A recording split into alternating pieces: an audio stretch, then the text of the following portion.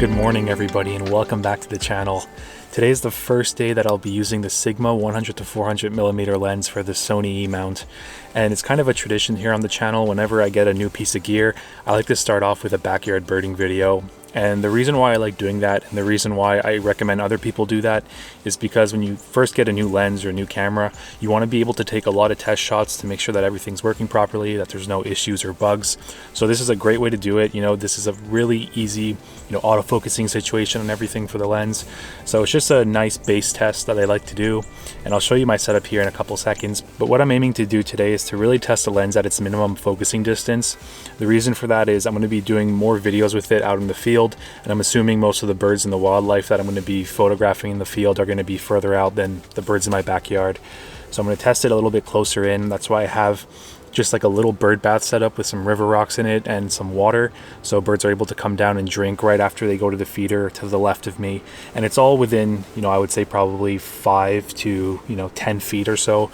But when they do land on the bird bath, I'm hoping to get some shots where I can get in really tight, like do some kind of closer crops and get some really cool headshots and just try to see what detail I can get from this lens. And while I'm on the topic of focusing close on some of the birds, I will note that when I was looking at different websites, I noticed that some of them only listed one minimum focusing distance, which is a little bit misleading because this lens actually has a variable minimum focusing distance. So if you're comparing this to the Sony version has a fixed minimum focusing distance of I think 3.2 feet, whereas this one is 3.6 feet at 100. So when you zoom out to 400, I think you're hovering around 5.2 feet. I'll put the actual numbers up here. So if you're trying to get those macro style shots with your 100 to 400, you're probably going to have better results with the Sony since you can focus 2 feet closer at 400 millimeters. But nonetheless, I'm going to try it out today, see what we get. There's a ton of squirrels in the yard now. We have about 8, and we'll just wait and see what shows up. So stay tuned.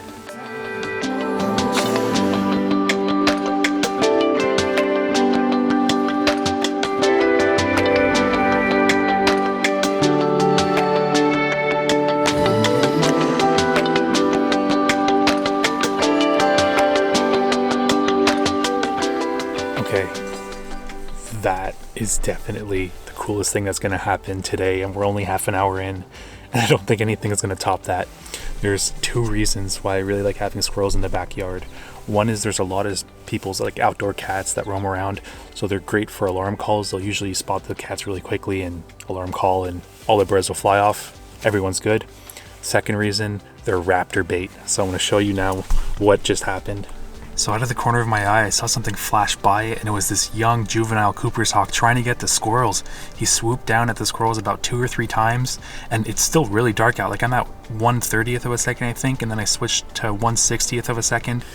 All right, well, virtual high five on that one. That was really cool. That was probably the best thing to happen to me all week because of lockdown restrictions. Can't get out too much, so man, I'm happy about that, even though now I won't be able to shoot for like 30 minutes or maybe even an hour, depending how long it takes all the birds to feel comfortable again.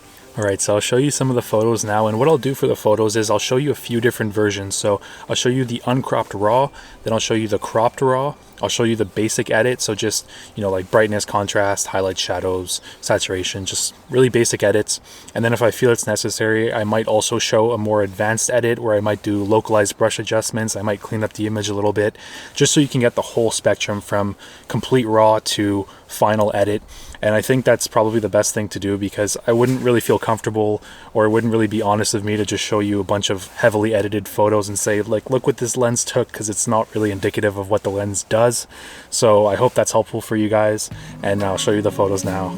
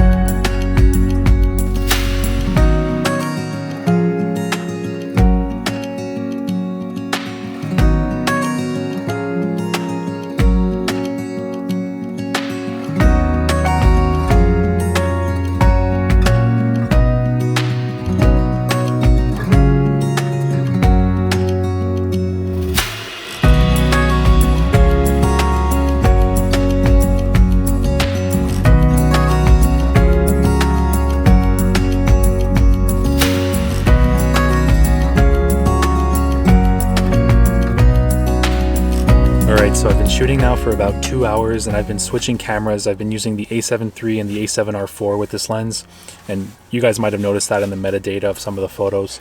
But I haven't seen the photos yet. I'm pretty much just chimping off the back LCD screen here and zooming in to see the details. So far it looks really good, especially on the A7R4.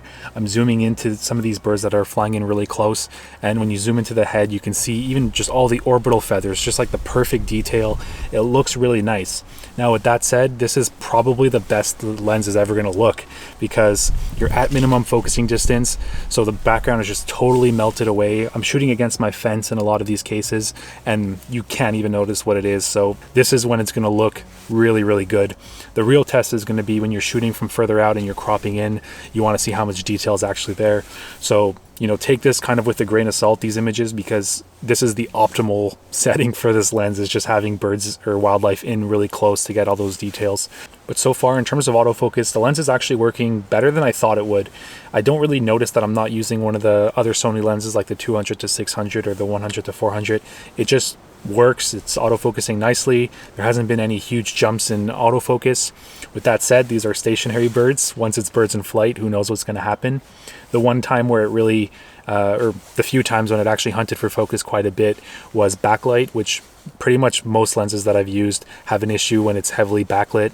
So a good way to kind of counter that is to put the focus limiter on, which this lens, compared to the Sony 100-400, actually has a focus limiter switch that goes from the minimum focusing distance to 6 meters, which is one of the things that I didn't like about the Sony version, is that that limiter switch didn't have an option to go from whatever meter down to the minimum focusing distance. So that's one advantage of this lens over the Sony. And yeah, I'm just going to keep shooting. I'll show you more results now. And I'm not going to do too much vlogging because it's mostly just backyard birds, and I just want to show you guys as much results with this. And then in future videos, I'll go more into detail about what I think about the images, what I think about the lens. And there's a lot more videos to come. So enjoy the rest of these photos and videos, and I'll see you guys in the next one. Happy birding.